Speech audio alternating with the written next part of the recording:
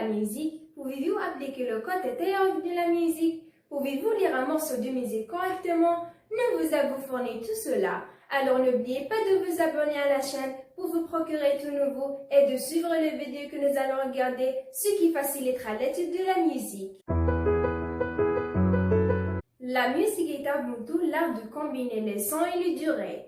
Pour lire la musique et comprendre cette lecture, il faut connaître les signes moyens desquels on écrit et les lois qui coordonnent l'étude de ces signes et de ces lois sont l'objet de la théorie de la musique. Donc, quels sont les signes principaux employés pour écrire la musique? Les signes principaux moyens desquels on écrit la musique sont les notes, les clés, les silences et les altérations. Si signes se placent sur la portée, alors quelle est la portée? C'est la réunion de 5 lignes parallèles et horizontales, sur lesquelles on place la plus grande partie des signes qui servent à écrire la musique. Chacun des espaces compris entre les lignes de la portée se nomme interligne. Alors la portée se compose de 5 lignes et de 4 interlignes que le compte de bas en haut. L'étendue de la portée peut être augmentée en moyen des lignes supplémentaires. Les lignes supplémentaires sont des petites lignes coulant en dessous ou au-dessous de la portée pour en augmenter l'étendue. Le nombre de ces lignes n'est pas déterminé, il est limité à l'étendue de l'échelle musicale.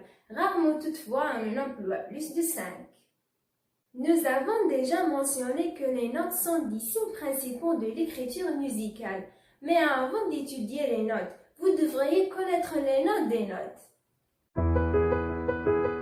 Il n'y a que 7 noms de notes pour exprimer tous les sons. Ce sont Do, Ré, Mi, Fa, Sol, La, Si. Ces noms de notes ne sont pas utilisés partout dans le monde. Le système international associe des lettres à chacune de ces notes. Voici l'équivalence.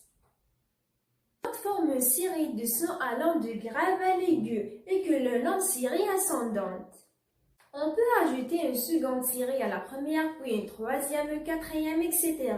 En prononçant ces noms des notes dans l'ordre inverse, on obtient une série de sons allant de l'aigu au grave et que le nom série descendante. On nomme octave la distance qui sépare deux notes du même nom appartenant à deux séries voisines. Nous allons maintenant passer à la deuxième partie qui parle de la lecture du solfège. Mais avant d'essayer de lire le solfège, vous devriez connaître l'emplacement de chaque note sur la portée musicale, comme indiqué dans les mains. Dans un premier temps, nous travaillerons à garder les notes de la mémoire. Ces notes sont commençant à do grave, ce qui est placé sur la première ligne supplémentaire.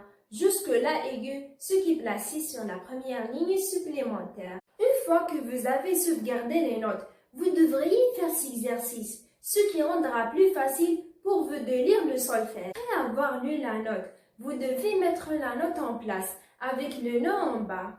Et avec cela, nous avons terminé notre cours aujourd'hui. J'espère que vous en avez profité. Attendez-nous la prochaine fois. Bye bye!